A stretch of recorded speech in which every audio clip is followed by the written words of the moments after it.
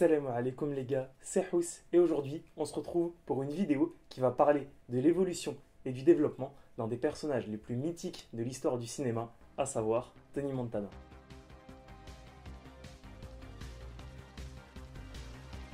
Le film ouvre sur une scène d'interrogatoire nous permettant la présentation et l'introduction du personnage de Tony Montana. En plus d'apparaître franc, confiant et beau parleur, Tony Montana présente implicitement trois caractéristiques qui seront charnières dans son développement. Premièrement, son parcours démontre un certain courage qu'il doit aux épreuves qu'il a vécues dans sa vie. Ensuite, on voit une certaine motivation et détermination dans son discours, une fatigue de sa minable vie qui lui confère des dents longues et une audace lui permettant de jouer ses cartes à fond. Et enfin, le plus important, une insoumission et une dissidence qu'il exprime dans cette scène d'interrogatoire à travers sa critique du régime castriste. Ces trois traits de caractère présents durant l'interrogatoire vont s'exacerber au cours du film, mais nous y reviendrons au moment venu. Du coup, nous partons d'un postulat dans lequel Tony est un homme téméraire et entreprenant dont l'envie de réussir est forte, mais également qui réfléchit et voit toujours plus loin que les conventions établies. Le problème est qu'en tant que Cubain aux États-Unis, le chemin s'avère sinueux et plus que périlleux. Le fait qu'il obtienne sa carte verte et donc sa nationalité américaine en tuant est un signe annonciateur de ce qui l'attend dans le pays de l'oncle Sam. Un rêve américain pour lequel il possède les qualités,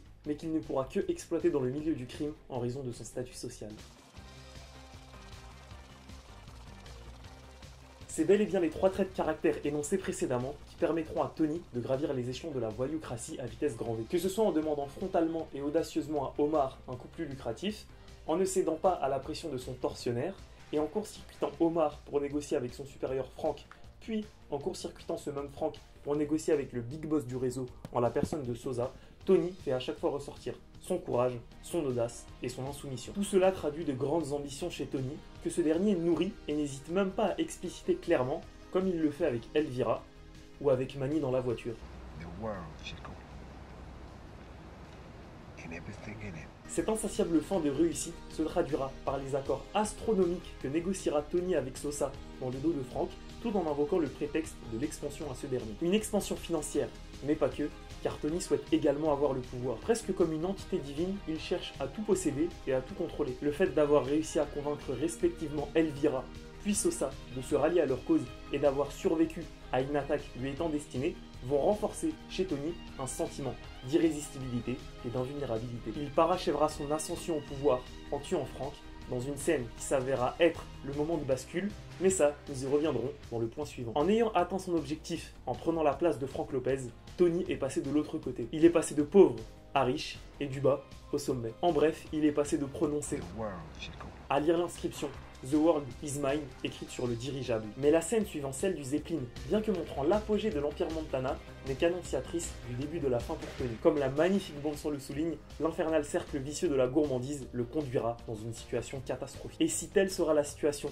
qui ne fera que s'aggraver, c'est également à cause de ce qui faisait la force de Tony. Après avoir contribué à sa réussite et à son ascension, ce sont son courage, son ambition, son audace et son insoumission qui causeront sa chute et sa perte.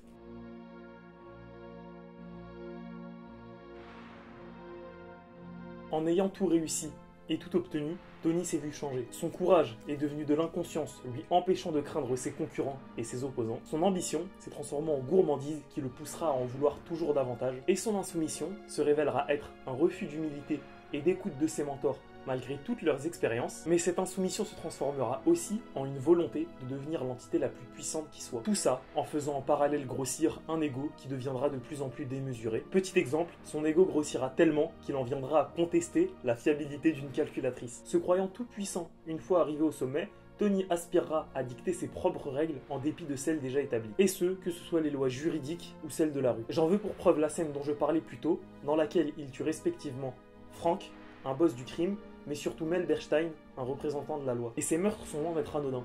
En plus de trahir la convention établie, comme quoi on ne doit jamais tirer sur un policier, Tony affirme implicitement qu'aucune instance morale, juridique ou criminelle ne le surpasse. Et cela atteindra un point de non-retour assez ridicule lorsque plus tard dans le film, il demandera à acheter la Cour suprême pour éviter la prison. Tony est complètement déconnecté de la réalité. Son subit changement de statut a amplifié ses désirs malsains de contrôle et de pouvoir, et c'est cela qui causera la perte de tout ce qu'il a. Il perdra sa sœur Gina en n'écoutant pas les conseils de sa mère dans un premier temps, et en voulant à tout prix la contrôler après l'avoir détruit avec la drogue qu'il vend. Il perdra d'ailleurs son meilleur ami Manny, toujours à cause de cette volonté de contrôle abusif sur sa sœur. Il perdra ensuite sa femme en la traitant minablement, bien trop obnubilée par son business. Il perdra ce même business en voulant le faire grossir trop vite sans payer les intérêts et les coûts qui vont avec. Et surtout, il perdra sa vie à cause de son insoumission, car il n'a pas écouté les conseils de Sosa. Trop occupé à dicter ses propres règles, en se pensant omniscient et en ne faisant qu'à sa tête, il finira par fuck with Sosa, ce qui lui sera fatal. Mais lorsqu'on regarde la cause qui a conduit Tony à trahir Sosa, est-ce qu'on peut vraiment considérer Montana comme une mauvaise personne ?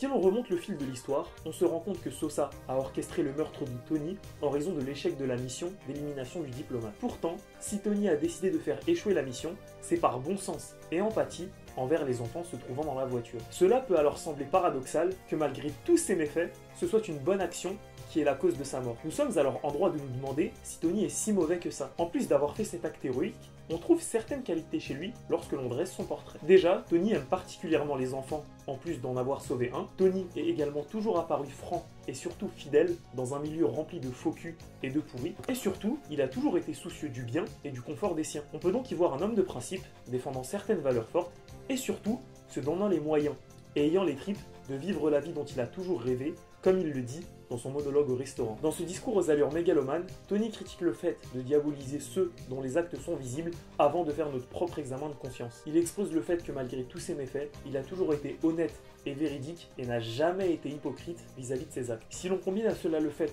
qu'il a toujours fait preuve de courage et d'audace afin de combattre la fatalité des Cubains aux États-Unis, ne pouvant devenir des self-made, on serait tenté de compatir et de relativiser sur les atrocités commises par Tony Montana. Mais la vérité, c'est que les charges pesant contre lui sont trop lourdes. Même en faisant fi de toutes les vies qu'il a détruites directement et indirectement à cause de ses meurtres et de son trafic de drogue, l'âme de Tony Montana s'est noircie car il a laissé libre cours à certains des vices les plus bas, tels que la cupidité, l'égoïsme et surtout l'orgueil. Orgueil n'ayant qu'enflé et l'ayant conduit, de fil en aiguille, à sa perte et à sa mort caucase, symbolisée par une chute lourde de sens.